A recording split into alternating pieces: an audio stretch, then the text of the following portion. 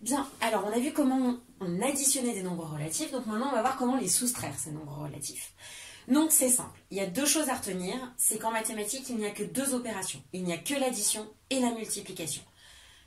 La soustraction, c'est une addition déguisée, la division, c'est une multiplication déguisée.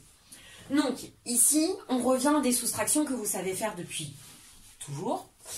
Donc 10 moins 8, ça fait 2. Si je devais écrire cette soustraction comme une addition, je prendrais l'opposé, sauf qu'il faut bien identifier. Ici, j'ai une soustraction entre le terme 10 et 8. Si je veux modifier cette soustraction en addition, donc ma soustraction devient une addition, mais par contre, je prends l'opposé. Donc, soustraire un nombre revient à ajouter son opposé. Donc, la soustraction devient une addition.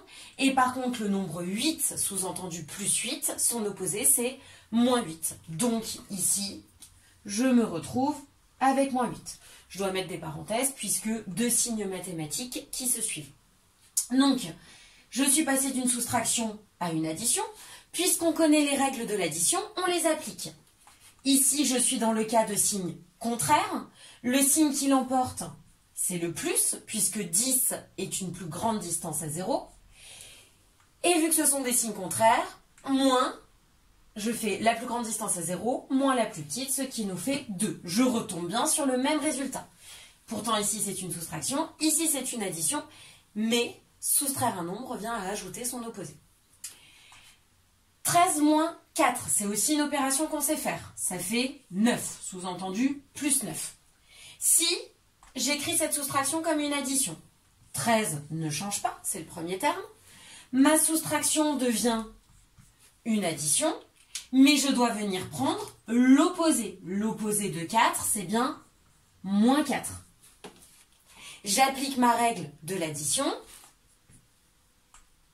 Deux signes contraires, c'est encore le plus qui l'emporte, puisque 13 est une plus grande distance à 0 par rapport à 4. Je prends le plus grand moins le plus petit, ce qui nous fait plus 9. Cette soustraction qu'on a moins l'habitude de voir. Je pars du nombre moins 5, donc je suis dans les négatifs, j'enlève encore 7. Donc je grandis dans les négatifs. Moins 5, encore moins 7, j'arrive à moins 13, moins 12. De cette soustraction, je vais essayer de l'écrire comme une addition. Mon premier terme ne change pas, moins 5. Ma soustraction devient une addition. Par contre, l'opposé de 7, c'est moins 7.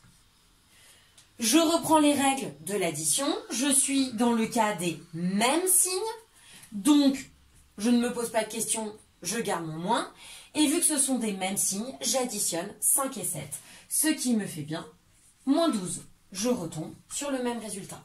Donc à chaque soustraction, j'associe mon addition. Et donc ce qu'il faut retenir, c'est que soustraire un nombre revient à ajouter son opposé, et rien de plus.